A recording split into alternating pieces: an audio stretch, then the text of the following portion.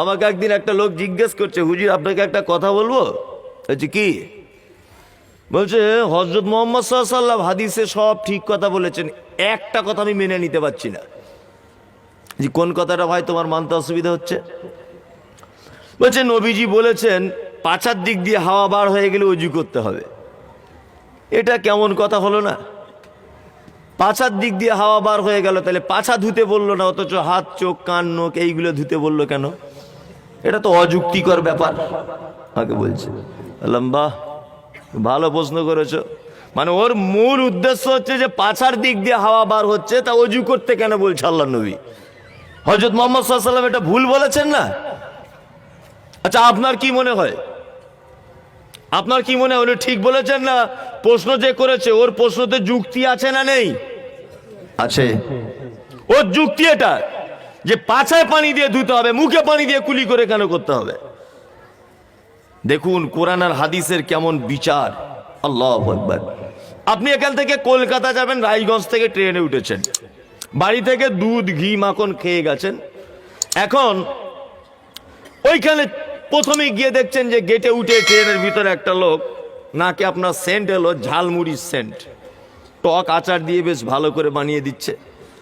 আপনি ঝালমুড়িওয়ালার কাছে আস্তে আস্তে গিয়ে বলছেন, ভাই ঝালমুড়িটা দেখি। তো মুড়িটা খুব চাঙ্গা, আমাকে 10 টাকা দাও, 10 টাকার আমাকে দাও। 10 টাকা ঝালমুড়ি দিল, হাত গ্রহণ করলো। 2 হাত আবার একটু ভালো করে মাখিয়ে মুখে দিল, মুখ চিবিয়ে নিল, তাই তো? আর এটার নাম একটা ড্রাম। ড্রাম বুঝেন তো?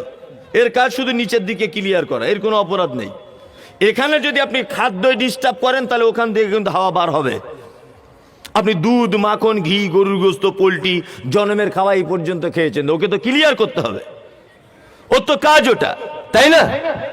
তা আমি ওকে বললাম, তোমার যে এখান দিয়ে হাওয়াটা বার হলো মেন দোষী কে জানো? হচ্ছে কে?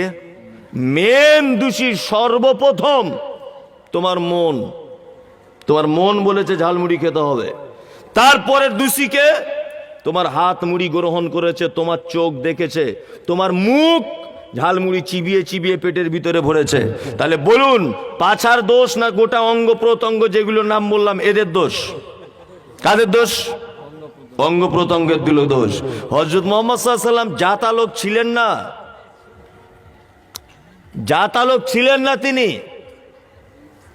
ওই যে দিলীপ বাবু যেমন বলছে গরুর মুত খাও রোগ ভালো হয়ে যাবে, অমিত শাহ যেমন বলছে গরুর পেচ্ছাপ খাও। কি বলছি বুঝতে পারছেন না? আবার কেউ কেউ বলেছে ডারউইন বাবু বলেছিলেন কিছুদিন আগে বানর থেকে মানুষ হয়েছে। স্কুলে পড়ানো হয় না ডারউইনের থিওরি, এখন তো পরিবর্তন করে দেওয়া হয়েছে। তা মনে মনে ভাবছিলাম নিশ্চয়ই ডারউইনের দাদুর দাদু তার দাদু বাঁদর ছিল। এ যতই পণ্ডিত হোক, হযরত মুহাম্মদ সাল্লাল্লাহু আলাইহি ওয়াসাল্লাম কোন স্কুলে পড়াশোনা করেননি, কিন্তু লোকটার কথায় কত যুক্তি, কত লজিক, কত বিদ্যা, কত জ্ঞান আপনি ভেবে কুল করতে পারবেন না। আল্লাহ নবী সাল্লাল্লাহু আলাইহি ওয়াসাল্লাম বলেছেন ওযু করার সময় বিসমিল্লাহ বলো। বিসমিল্লাহ মানে এই যে অন্তর আপনার ঝালমুড়ি খেতে চেয়েছে, বিসমিল্লাহ বলে অন্তর পবিত্র হবে। তারপরে বলেছেন হাতগুলোকে ধোও, বলেছেন তো? হাত ঝালমুড়ির জন্য গেছিল। 3 কুলি করতে হবে, মুখ ওটাকে খেয়েছে। তুমি নাকে পানি দেবে কেন? নাক ঝালমুড়ির যে কি সেন্ট সেইটা পেয়েছে, ও অপরাধ করেছে। পা ঝালমুড়ি কিনতে গিয়ে গেছে, সহযোগিতা করেছে, ও অপরাধী। আর মাথা মাসা করবে কেন? তোমার ব্রেন প্রথমেই বলেছে ঝালমুড়ি খেতে হবে। প্রত্যেক অঙ্গ প্রত্যঙ্গ দোষ, আর এর নাম বেড়েলের পাছার দিক দিয়ে হাওয়া বার করাই কাজের, এর কোনো অপরাধ নেই। আপনি কি বুঝলেন? পবিত্র আল কোরআন আর হাদিস কত বিজ্ঞানসম্মত এবং যুক্তিসম্মত, আপনি অবাক হয়ে যাবেন। এরকম করে একটা করে যদি আমি হাদিস আর কোরআন বলি আর যুক্তি দিয়ে দিয়ে আপনাকে যদি বোঝাই, তা মোটামুটি রাত 2টা 3টা নয়, ভোর পর্যন্ত লাগবে। কিন্তু ওটা তো সম্ভব নয়, আপনি বিরক্ত হয়ে যাবেন, আপনি চলে যাবেন। ওই জন্য আমি মোটামুটি একটুখানি যতটা পারছি বলছি। পবিত্র আল কোরআনের অনেক বৈশিষ্ট্যর একটা বৈশিষ্ট্য আপনাকে আর একবার বলছি, মন দিয়ে শুনুন। আপনি স্কুল মাস্টার? হ্যাঁ, কোন স্কুলে? প্রাইমারি? হ্যাঁ, সরকারি টিচার? আচ্ছা আচ্ছা। উনি সরকারি টিচার। কোরআনের একটা বৈশিষ্ট্য বলছি, উনি ভয় কাছে আমায় কিছু ধরবে মনে হয়, কিচ্ছু ব্যাপার নেই। আপনি বসুন, আপনাকে কয়েকটা কথা জিজ্ঞাসা করবো আমি। আপনার জানা থাকলে বলবেন, না তো বলবেন আমি হুজুর জানি না। আলহামদুলিল্লাহ। আচ্ছা, আমরা সবাই বাঙালি, তাই তো? এই বিরক্ত হচ্ছেন? বিরক্ত হলে হাত তুলবেন, আমি ছেড়ে দেবো। আমরা সবাই কি বাঙালি? আমরা বাংলাতে, একজনে বলছে বিহারি, ওনার কথা বাদই দেন।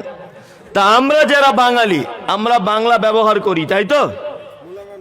আচ্ছা বলছি, স্কুলে দেখবেন প্রত্যেক ক্লাসরুম ভাগ করা হয়েছে এরকম, এ মাস্টার সাহেব ভি, উপরে দাগ নিচে দাগ, এটা কোন ক্লাস? 5। ভি, তারপরে একটা দাগ, এটা কোন ক্লাস? 6। দুটা দাগ 7।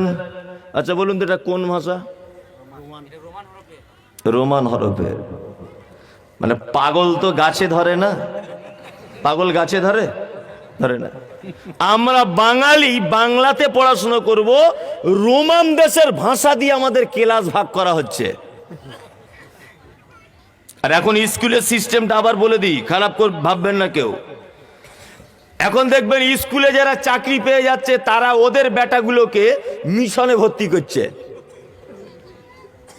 আর মাস্টার নিজের স্কুলে তার বেটাকে পড়ায় না। মানে মাস্টার নিজেও জানে আমার স্কুলে পড়াশোনা হয় না, মাস্টার নিজেও জানে আমার স্কুলে পড়াশোনা হয় না, তো ভর্তি করে কি করবো? হ্যাঁ, পড়াশোনা হয় না, ও ওর বেটাকে মিশনে পড়ায়। তাহলে এটা, এই মাস্টার সাহেব আপনি এদিকে পুরুন, লিখছেন কেন? তাহলে এটা রোমান ভাষা হলো, তাই তো? এবার বলছি, আপনাদের স্কুলের দেওয়ালে এটা লেখা আছে?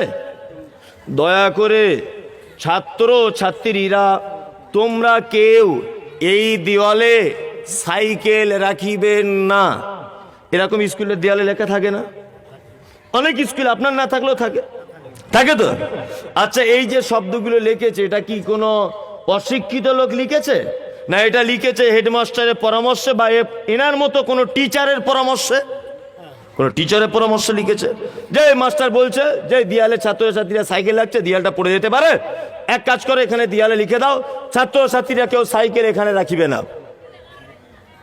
এবার একটা মজার কথা বলছি, আমি মুম্বাই গেছিলাম, আমার তো মহিলা মাদ্রাসা আছে। যদি বলছেন হাদিস কোরআন বলবেন, আপনি মানবেন কতটা? টাইম দেন আমাকে, জমি রেডি করছি এখন, পরে বলবো। মুম্বাই গেছি, তা আমার পাশে মশারির ভিতরে একটা হাজি সাহেব শুয়ে আছে, একই মসজিদে দুজনা, মাদ্রাসার আদায়ে গেছিলাম অনেকদিন আগে।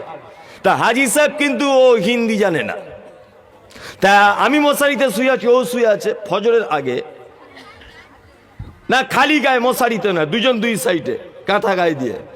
মুয়াজ্জিন সর্বপ্রথম ঢুকে হাজি সাহেবকে বলছে, হাজি সাহেব রাতে কিছু অসুবিধা হয়েছে? ও তখন বলছে, অসুবিধা কুছ নেই হতা है, थोड़ा थोड़ा মশা কামড়াতা है। বলছে थोड़ा थोड़ा মশা কামড়াতা है, ও তো জানে না হিন্দি, थोड़ा थोड़ा মশা কামড়াতা है। এখন এও হিন্দি বিহারি লোকে হাসছে খুব, যে মশা কামড়াতা, এ আবার কেমন কথা, বুঝলেন না? আচ্ছা বলুন তো, এটা কোনো ভাষা হলো মশা কামড়াতা है? না হিন্দি, না বাংলা, না ইংলিশ, না তেলেগু, না মালিয়ালম। কি বলছি বুঝতে পারছেন না? শিক্ষার অবস্থা দেখুন, আর কোরআনের শিক্ষার অবস্থা। আপনি হাসছেন তো, আপনার বিবেক যদি থাকে, তাহলে আমি এমন একটা জায়গায় পৌঁছে যাব যে আপনার বিবেকে দাগ কেটে দিবে যে আপনি এইসব তথ্য পেলেন কি করে। তার স্কুলের দেয়ালে লেখা হলো এখানে সাইকেল রাখিবে না। মাস্টার সাইকেল কোন ভাষা? ইংরেজি। রাখিবে না এটা কোন ভাষা? দাঁড়া, রাখিবে না এটা বাংলা, এখানে বাংলা। আচ্ছা পাগল, এই যে বলেছি গাছে ধরে না, একটা ইংরেজি একটা বাংলা, দুটো দেশের শব্দ দিয়ে শব্দ গঠন করা যায়? এই যায়, শিক্ষিত মানুষ কি আছে এখানে? যায়? কথা বুঝতে পারছে না? এই যে মশা কামড়াতা হয়, এটা যেমন কোনো ভাষা না। বলছে এই দেয়ালে সাইকেল রাখিবে না, সাইকেলটা ইংরেজি শব্দ, আর এই বাকি আগে আর পিছনের শব্দগুলো কিসের? বাংলা। তা ইংরেজি আর বাংলা দুটোকে এক জায়গা করলে শব্দ গঠন হবে? তাহলে এটা তো হয়ে আসছে সারা জীবন, হয়ে আসছি, করছে না? তাহলে এটা আমরা ভুল করছি। করছি তো।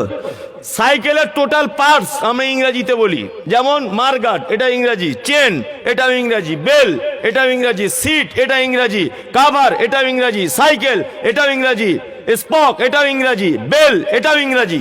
সব অঙ্গ প্রত্যঙ্গের সাইকেলের আমরা ইংরেজিতে বলি, আর টোটালটাকে বলি কি সাইকেল, ইংরেজিতে বলছি আমরা। আহা, এটা আমাদের শিক্ষাঙ্গনের অবস্থা। পৃথিবীতে নয়, পশ্চিম বাংলাতে একটা লেখক আপনি যদি প্রমাণ করে দিতে পারেন, আপনাকে আমি 4 কিস্তিতে 40,000 টাকা প্রাইজ দেবো, আল্লাহর কসম দিয়ে বলছি দেবো, 4 কিস্তিতে দেবো 40,000। একটা লেখকের বই যদি কেউ বার করতে পারে, বাঙালি লেখকের যে পিওর বাংলাতে বই লিখেছে, আমি তাকে 40,000 টাকা প্রাইজ ঘোষণা করে দিলাম, আল্লাহর কসম আমি দিব। কারুর যদি এরকম বই জানা থাকে আপনি আমার কাছে আনবেন। রবীন্দ্রনাথ গীতাঞ্জলি নামক বই লিখে ইংরেজদের দেওয়া টাকা থেকে তিনি নোবেল পুরস্কার পেয়েছিলেন। বিদ্রোহী কবি উপাধি পেয়েছিলেন কাজী নজরুল ইসলাম, লিখতে পারেননি। বাংলাতে বই লিখতে পারেননি, বিদেশি ভাষা ব্যবহার করতে হয়েছে। পৃথিবীতে একটা ব্যতিক্রমী কেতাব আছে, তার নাম আল কোরআন। এতে একটা শব্দ, একটা অক্ষর আপনি বিদেশের কোনো ভাষা দেখতে পাবেন না, টোটালটাই আরবি। পৃথিবীতে একটা কেতাব আছে, সারা পৃথিবীতে, এর নাম আল কোরআন। এর আর একটা বৈশিষ্ট্য আছে, ওটা বলতে গেলে টাইম অনেক চলে যাবে, এখন একটা হাদিস কোরআন বলা হয়নি, লোক খেপে যাবে। এর অনেক বৈশিষ্ট্য যদি একটা একটা করে বলি আপনার বিবেকে নাড়া দিয়ে দিবে যে আপনি সব কথা বলছেন কি করে। আমি পবিত্র আল কোরআনের একটি আয়াত তেলাওয়াত করেছি, এই আয়াতের ভিতরে কত কি ঢোকানো আছে সেটা আমি বলবো, মন দিয়ে শুনুন। আর আমাকে যারা জলসায় নেমন্তন্ন করে তারা এটা ভালো করে জেনে গেছে যে আমি বিভিন্ন ঐতিহাসিক প্রেক্ষাপট যুক্তি দিয়ে কথাবার্তা বলি, আমি বেশি বড় হাদিস কোরআন জানি না, যেটা জানি সেটাই বলছি।